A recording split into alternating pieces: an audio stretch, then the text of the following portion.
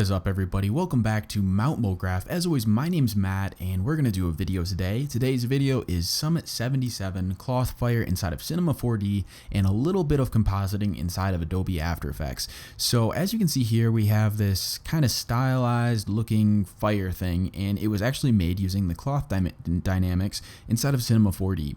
So yeah, cloth is awesome and we should jump on into the video. So as you can see in this scene, I can play it and we do kind of have that realistic looking fire explosion thing. It's not playing in quite real time, but you kind of get a sense. So I actually think I have ambient occlusion turned on for this particular setup, but it still looks kind of cool, and the whole like cloth fire thing works for so many different styles of animation. You have like your flat 2D style, just like that, and if you set it up a little bit differently, you can actually go ahead and I think I'm in isometric.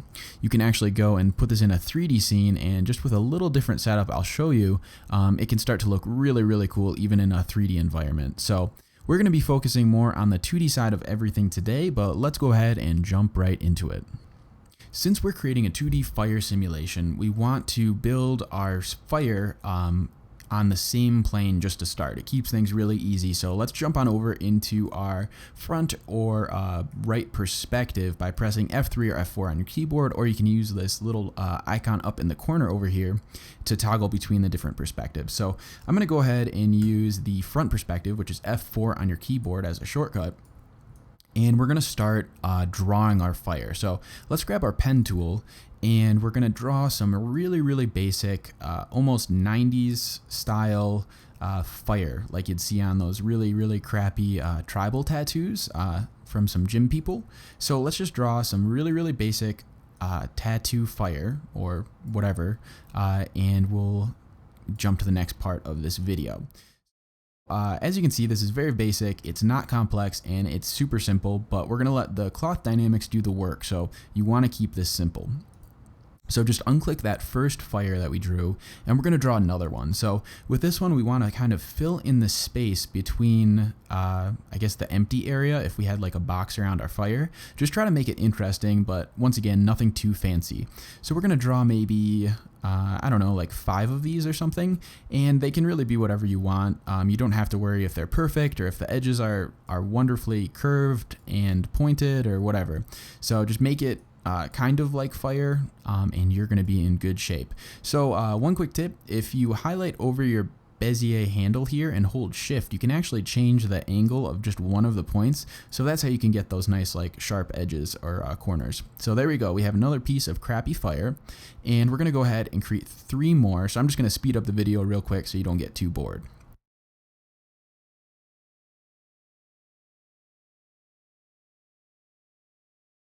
In our current perspective, this looks like a terrible mess of splines, but I promise that I have all my little crappy pieces of fire in here, as you can see when I highlight over them. So just for good practices, let's go and name each of our splines just fire 1 and all the other names that we need, which would be maybe fire 2 and fire 3 if I'm being creative. I actually think there's a really good plugin called like Battery Name or something like that, which you can download for free. If I find it, I'll put the link in the description of the video.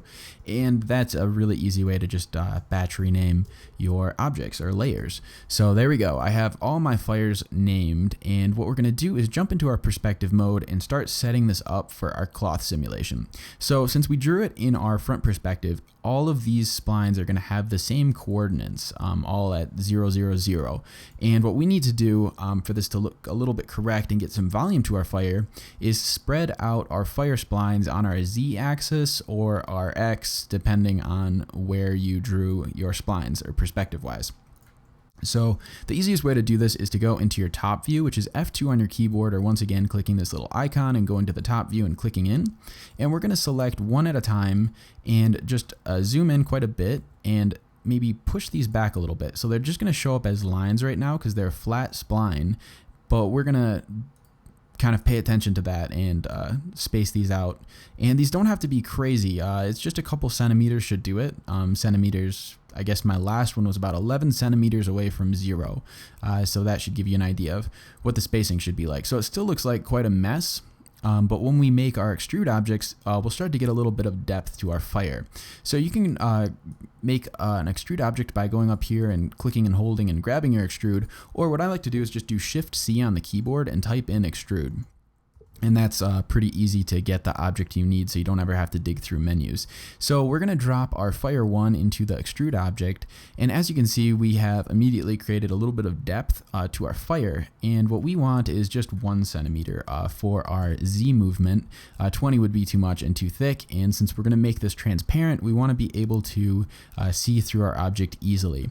So we're going to actually duplicate this extrude and delete the spline inside of it. And then we'll just duplicate this, I guess it would be 3 more times, so we have enough of these for all of our other little splines. I created 1 extra, so I'll delete that, and then we'll drop our splines into any of these we want, just like this. And we now have this beautiful gray fire. And if I turn on ambient occlusion, you're going to see we do get that little bit of separation between all the different layers of fire, which is going to be awesome. So I'm going to turn this back off. And now we're going to set up the actual cloth portion of the extrude. So if we grab all of our extrude objects, we can batch change properties of the extrude. So, and really any of the layers or anything, as long as they have the same properties, you can change them all at once. So that comes in a lot of handy. So if we go over to our caps little selection here, caps tab I guess you'd say, and go to our type down at the bottom and change this to quadrangles. And I hate saying that word aloud because it sounds so stupid, but we're going to do that, and then also click regular grid. So my object looks the same, but if I go into my display mode and change it to Garand shading lines, we're going to actually see all the polygons that make up our fire shapes. And what we want to do is get a lot of polygons, nothing to like crash your system, but enough to make like kind of a nice cloth ripple. So we're going to knock this down to maybe 4 centimeters for me, and that looks pretty good. So when it starts to look good, you'll notice that the edges don't have like a lot of different angles. And here, I'll actually show you. If I turn this back up to maybe like 10 or 11, you're going to see that the corners start to get really, really crazy, and that's going to be really bad for a cloth simulation. So I'm going to turn this back down to 4, and that is what we want, at least for my setup. So take a look, and if it looks similar, you're in good shape. Well, now that we have this set up, we need to make these objects into primitives so we can make them into cloth. So let's go ahead and do that. Now that we have our fire shape set up, what we need to do is optimize them so we can go ahead and make them into our fire simulation, really. And there's a specific way you have to do this, at least for this way. However, there's a ton of different ways you can set up cloth, which hopefully I can get into in another video.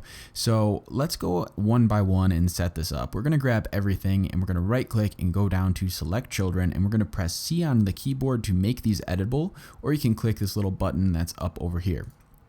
And when we do this, we actually have a very funny situation, and I'll show you how to fix it and what it is. So when we move our object out, just for this example, you're going to see that even though we made these primitives, they're not connected at all. We actually have these cap 1 and cap 2 since we extruded our object, and as you can see, when I move these out, the object is actually not connected. And if I move out the cap 1, you're going to see that we have these 3 separate shapes. So that's like not something we can work with.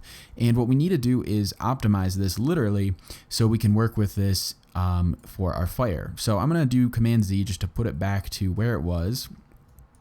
With the rest of these guys, and we're going to select all of these, and we're going to right click one more time and go down to connect objects and delete, but we're not done there. So even if I move this out again, and this looks correct, it's all connected, we don't see cap 1 or cap 2, this is still incorrect, and I'm going to show you. So if I grab the polygon selection tool, and I just go over here and I move a polygon out, some of the polygons move all together, but the big issue is that on the side here, if I render, you can see there's a big hole here, and it's actually not connected at all. So that is not good, and what we need to do is just to optimize the fire. So I'm going to do Command Z, put this back into place one more time. What we're going to do is go into point mode here and do Command A on your keyboard to select all the points, right click and go down to this option here called Optimize. And what that does is basically if any points are overlapping, it just like averages them out and makes them the same point. So that is going to be very, very helpful for making this cloth simulation. So what I'm going to do is just hold Option and close these traffic lights here so I can go on to the next one, and we're going to go step by step, at least for 2 of them, just so you can get the hang of the process. So let's go ahead and once again select all of our children here, right click, go down to Connect Objects and Delete, and then we're going to go into our polygon, or not polygon mode, our point mode, do Command A on your keyboard, right click, and go down to Optimize. So I'm going to go ahead one more time, speed up the video and do these other 3, and we'll jump right back.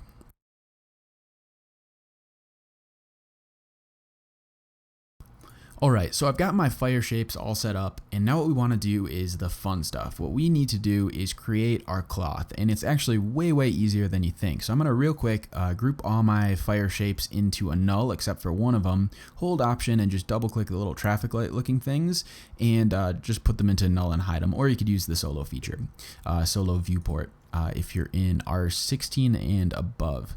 So anyway, let's go and back into our front or right perspective, whatever you started with, so we can see our whole wonderful fire that we drew in the beginning. And what we need to do is go right into the point mode and also click your live selection tool so we can actually grab individual points.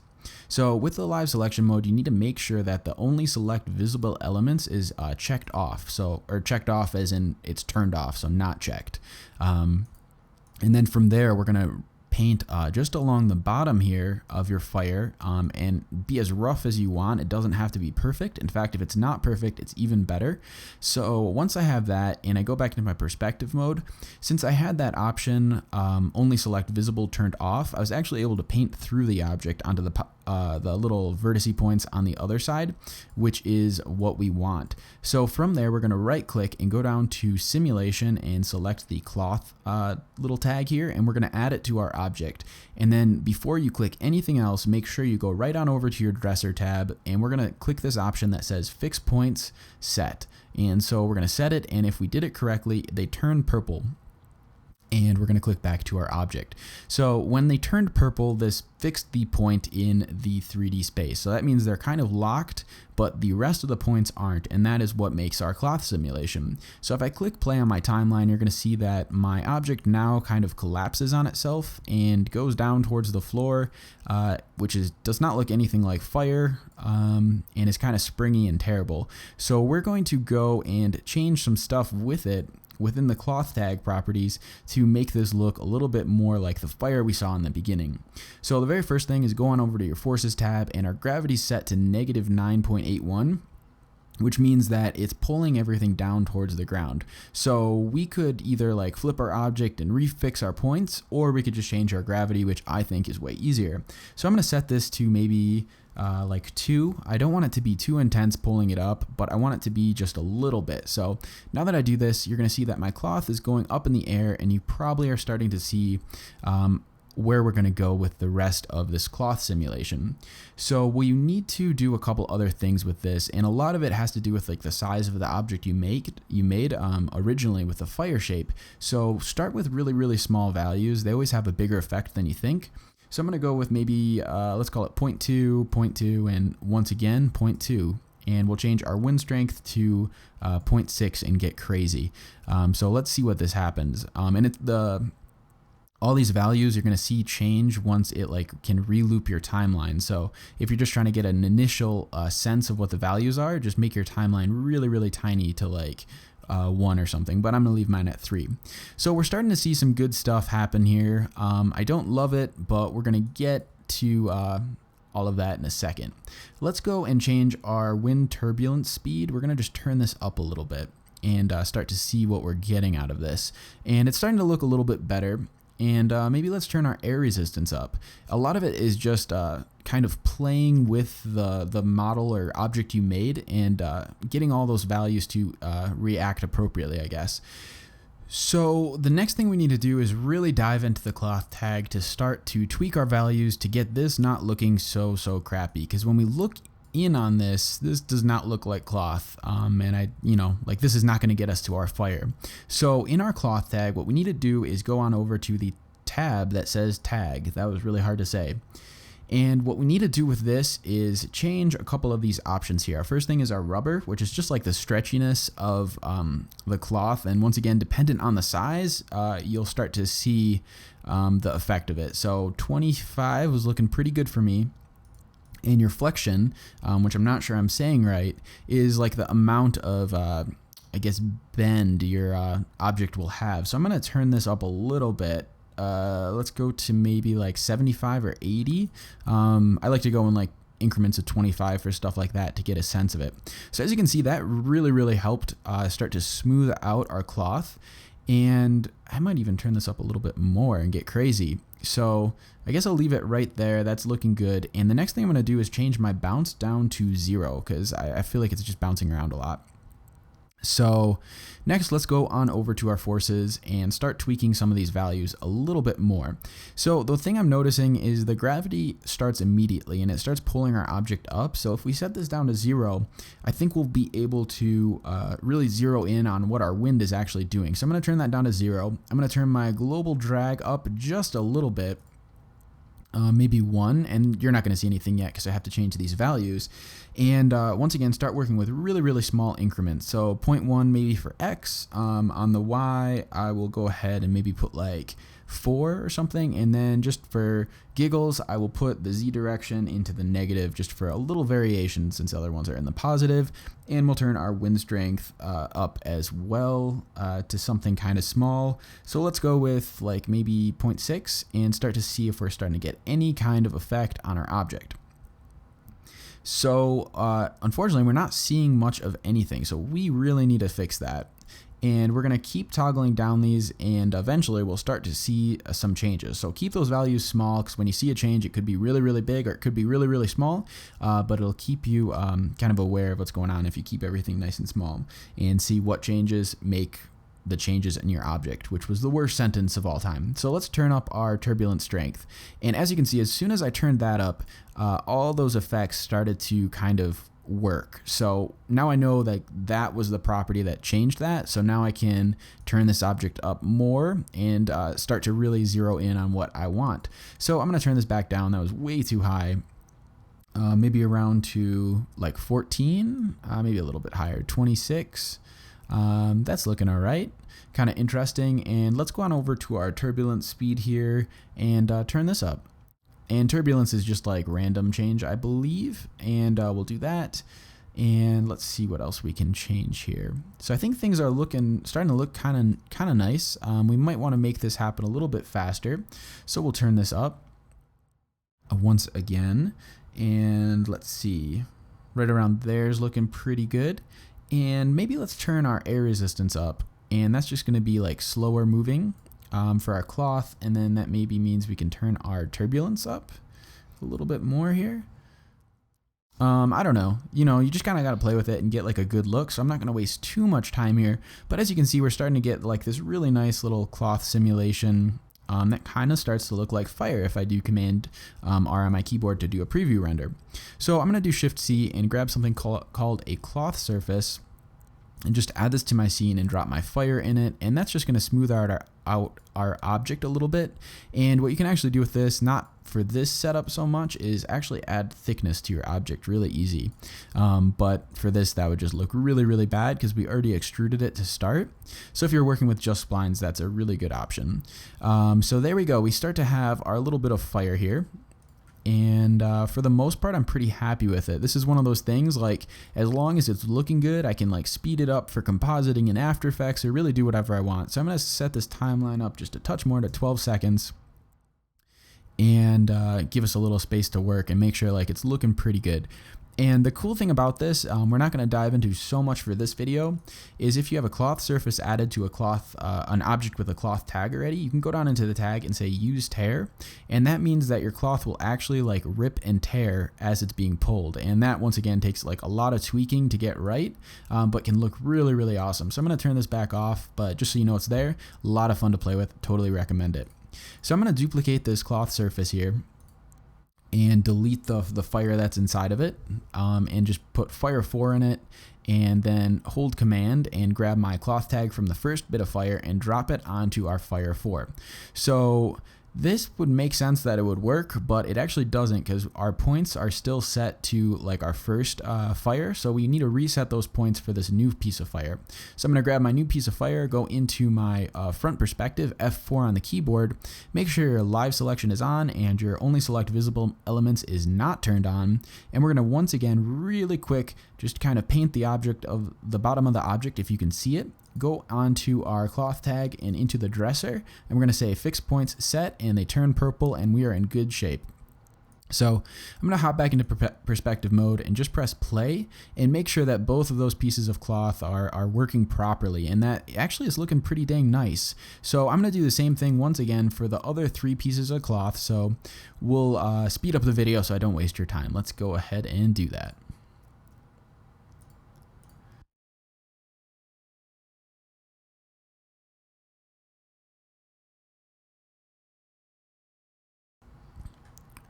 Alright, so I now have tons of purple points, which means I've done great work and my cloth fire stuff is set up properly.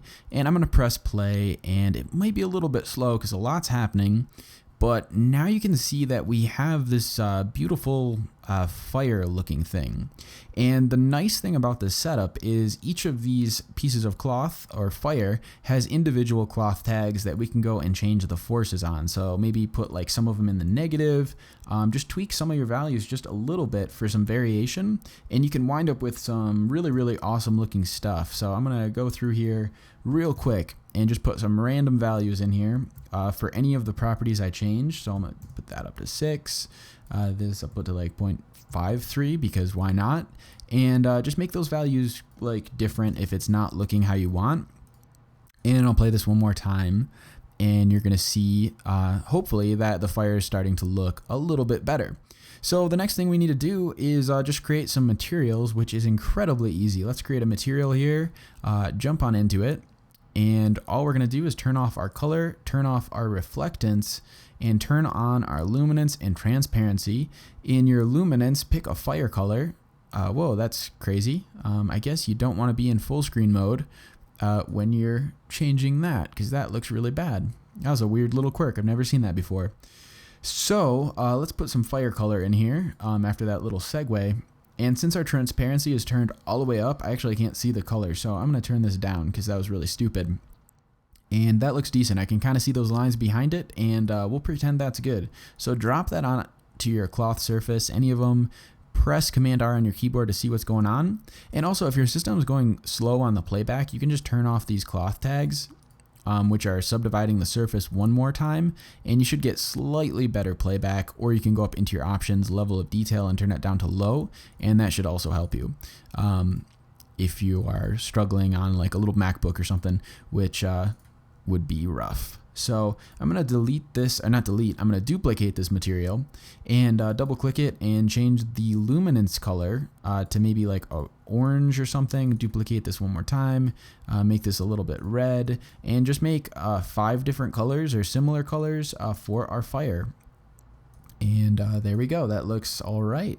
Drop this onto some random surfaces or layers, and we'll keep on working with it. So there we go. Drop that there. This I'll put there, and I guess this one goes up there. So if I do Command R, you're going to see we have this pretty incredible looking tribal fire. And when we let it play a little bit, you're going to start to see that they go on into each other and on top of each other, and it looks kind of nice. Like you're starting to get that 2D fire look pretty easy. And if you go on into your render settings, right click and go down to glow, there it is, and turn that on. Now when we play it, you're going to actually get glow from your luminance. And you can go and tweak this quite a bit if you turn up your size, whoops, that was the wrong value. If you turn up your intensity, you can start to get like some really, really bright glows. And when you play it, you're still going to get that full effect of the cloth here, which looks nice. But I still recommend, just for render sakes, to generally not use the glow inside Cinema unless you're just doing a picture, because it will really start eating your system up. So I'm going to turn that back off. But anyway, so now we have this wonderful fire setup that was pretty dang easy to do. And we're going to go on back into whatever view you initially set it up into. So either your front or your right perspective. Go into our display and turn on ground shading so we can actually see all of our wonderful transparent colors. And another thing you can do with this, if you're not thrilled with this super flat look, is go into your transparency and actually turn your refraction, which is like the bend you would see like maybe looking down through water to like pebbles at the bottom of a river. Like that little bend and warp is what refraction is. So if you turn this up a little bit, you can actually see in this little preview that we start to get a bend on those lines. And now when we render that, you can start to get a little bit more change in what like you're seeing through the transparency. So that's sometimes a nice option to turn on as well. So there we go, we have our fire, and now all we have to do is render it. So the render settings are incredibly easy, just like this whole project, but you're going to get a pretty nice result. And all you have to do is go on over into your output and make sure you have all frames, depending on what like the length of your timeline is. I'm not going to do all 12 seconds. I'll keep it at maybe like 5 seconds. And pick your width and height. I'm doing 800 by 600. Go into your save option, and what we need to make sure is selected is the alpha channel and straight alpha options. And that's going to give us like a cutout, or it's basically going to be able to be overlaid on another image without having like a black background like you see here, which will be nice. So let's pick a save location and get this rendering. Alright, so we're inside After Effects, and now all we have to do is composite our fire real quick and easy. We'll double click and just import our fire here. So just grab that and import it, and make sure you have the TIFF sequence checked off. And as you can see, we don't have that black background even in the preview. I'll say open, and we'll say straight unmatted. Drop this on into a new comp, and there's our fire. The background is black here, but that's because our background color in After Effects is black, and if I change it, we're gonna see that we did okay. So I'll keep that at black for now just because, and then for this example, we'll just go ahead and scale this down a little bit and press 0 on your keyboard to preview it. So there's our fire. There's obviously some stuff that I wish we would have changed and done a little bit better in here, but you know, nothing to worry about, and I think we're still gonna wind up with something pretty good. So the first thing we're gonna do is just throw a glow onto our fire and make sure that we're still getting something we like. It's not going to be the same as out of Cinema 4D, but it's going to go a lot quicker. So just play around with this for a little bit until you start to get a look you like. So that looks fine to me. And so the cool part about this is, since we're outside Cinema 4D and we have a rendered sequence, it is incredibly easy to duplicate the sequence. Press S on your keyboard, unlink the scale, and just put the negative for the X scale property, and now you have 2 layers of fire, which are looking pretty good. And like, there's so much other stuff you can do with this. You can grab maybe like, if you type in warp in your effects, you can grab like Bezier warp or something, and you can start warping your fire, and you can like change the transparency on this to overlay over it. Or if you hold shift and press plus on your keyboard, you can actually toggle through all the different modes to see if there's one that looks good. So there we go, we're starting to get some good fire. And you can also right click and go down to time, enable time remapping, and just change up some of this by maybe adding a keyframe here and dragging this back in time, putting a keyframe there and dragging it forward in time. And now it's kind of like we have 2 different little fire sequences happening, but we have this really nice flexible, I guess I would call it fire rig, to create some really cool fire effects in Cinema 4D and After Effects. So this was Summit 77, cloth simulated fire inside Cinema 4D and a touch of After Effects. As always, my name's Matt, and this is Mount Mograph. I'm going to try to keep posting. Thanks so much for checking out the channel, and peace out. I'll catch you later.